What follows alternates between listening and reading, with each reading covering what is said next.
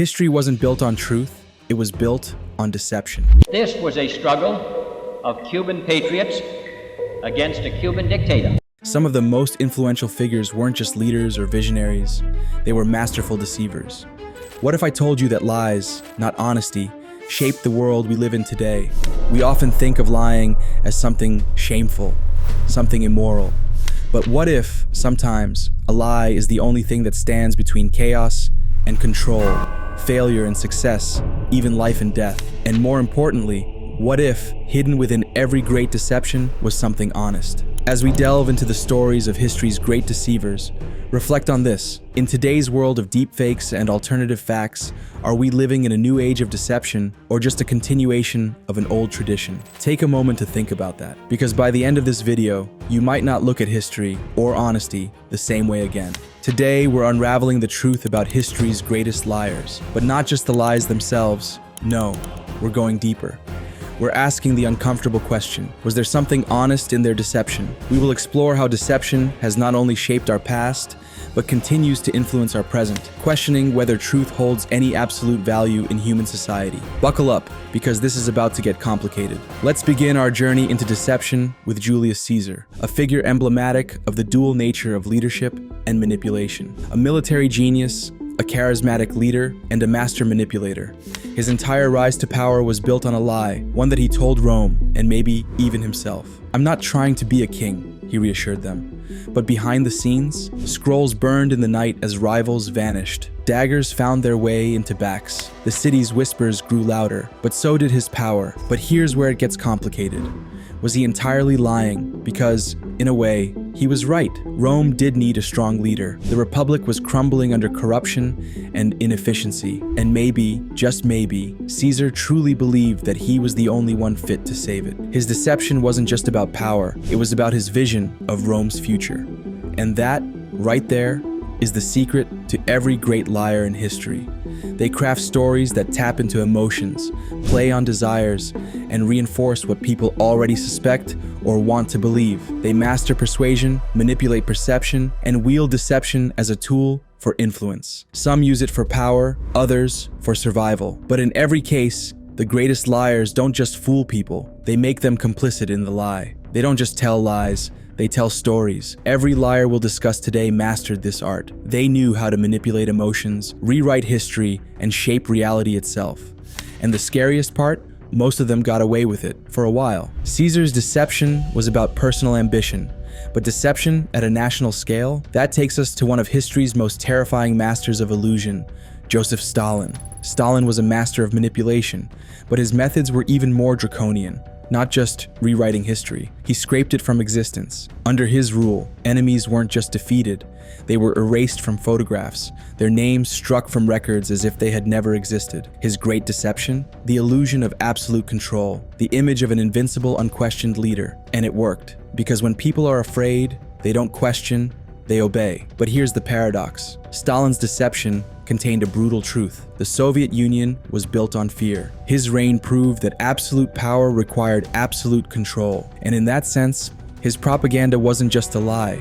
It was an ugly reflection of the world he created. The psychological toll of Stalin's rule left a legacy of fear that transcended generations, mirroring the effects we see in totalitarian regimes today. As we delve deeper into the 20th century, the shadows of deception grow longer with Adolf Hitler's reign. Hitler understood something terrifying about human nature. Repeat a lie often enough, and it becomes reality. His big lie technique wasn't just propaganda, it was psychological warfare on an entire nation, echoing Stalin's manipulations, but on an even more pervasive and destructive scale. But here's the terrifying truth hidden in his deception. It worked because people wanted to believe it. His lies about national purity, betrayal, and destiny played into deep-seated fears and desires. And when enough people buy into a lie, does it stop being one? The big lie didn't die with Hitler. It evolved. Today, with AI and deepfakes, deception isn't just political, it's algorithmic, it's automated. The war for truth isn't waged on battlefields, it's fought in our feeds. Today's technology, deepfakes, AI, social media multiplies the potential for deception. Misinformation spreads in a single click. The dangers of AI, artificial the intelligence. threats AI poses to the social. Reality itself is becoming a battleground. The question isn't just who is lying, it's can we even tell the difference anymore? Now, let's take a detour from politics and war into science and innovation. Elizabeth Holmes. Once hailed as the female Steve Jobs, she convinced the world that her company, Theranos, had revolutionized blood testing. But did she knowingly deceive, or did she truly believe in her own myth? Holmes didn't just deceive investors, she weaponized belief. She mastered a psychological principle called the illusory truth effect. Repeat something confidently enough, and people start believing it. Even billionaires, even scientists, maybe even herself. The more she doubled down on Theranos, the harder it became to admit the truth. And that raises a troubling question. If you believe in your own lie, does it still count as deception? In the end, it was all a lie. The technology didn't work. Investors lost billions. Patients were misdiagnosed. When I was there, we could not complete any test accurately on the devices that we were manufacturing. What if, in her mind, the deception was just a stepping stone to something that would eventually be true? Does that make her a villain, or just another casualty of ambition? History is full of people who stretch the truth to make something bigger than themselves. But where do we draw the line between visionary and fraud? Now, let's step into the world of entertainment.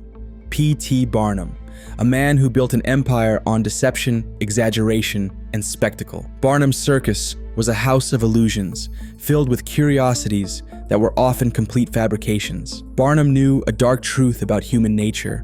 We don't just tolerate deception, we crave it. The more extravagant the illusion, the more we want to believe. His circus wasn't just a spectacle, it was a mirror, reflecting our own willingness to be deceived. And today, the circus never ended. It just moved online. Barnum's lies entertained, fascinated, and ultimately changed the entertainment industry forever.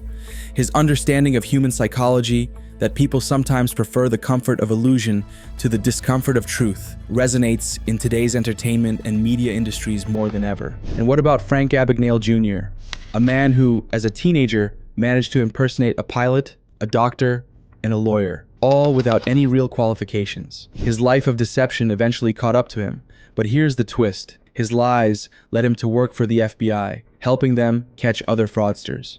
A con man turned crime fighter, proof that sometimes the best way to catch a liar is to hire one. But what about the lies we tell ourselves? Think about Lance Armstrong, a cycling legend, a global icon, a hero to millions. His story was one of triumph over adversity. They say, it's impossible, so he must be doing something. Beating cancer, dominating the Tour de France. But behind it all, a web of deception, performance-enhancing drugs, hidden doping programs, a carefully maintained facade. And yet, millions still admire him. Why? Because he wasn't just lying to the world. He was lying to himself. Did you ever take banned substances to enhance your cycling performance? Yes. Convincing himself that the ends justify the means. And speaking of sports, let's not forget Diego Maradona's infamous Hand of God goal, a blatant handball in the '86 World Cup, a moment of sheer deception. Yet, for many, it became an act of divine intervention. Cuando vos entras a la cancha, se va la vida, se va todo. A reminder that sometimes the line between dishonesty and greatness is razor thin. As we draw our exploration to a close, reflecting on figures from Caesar to Barnum, we see a common thread, the profound impact of deception throughout history. What lessons can we draw from these narratives, and how do they inform our understanding of truth and trust in today's world? History isn't just written by the victors. It's written by the best storytellers, the best manipulators, the best liars. And sometimes, a lie isn't just about deceiving others. It's about convincing yourself. So let me leave you with this. If deception built the world we live in, then maybe the scariest question isn't who is lying, but is truth just another illusion? What does it mean for the way we perceive reality, our leaders, and even ourselves? Because if deception is everywhere, woven into our politics, our media, our personal lives, how do we define what is real? And more importantly, how do we live with that knowledge? Do we reject all narratives, trusting no one? Or do we accept that sometimes lies are just another part of the human story?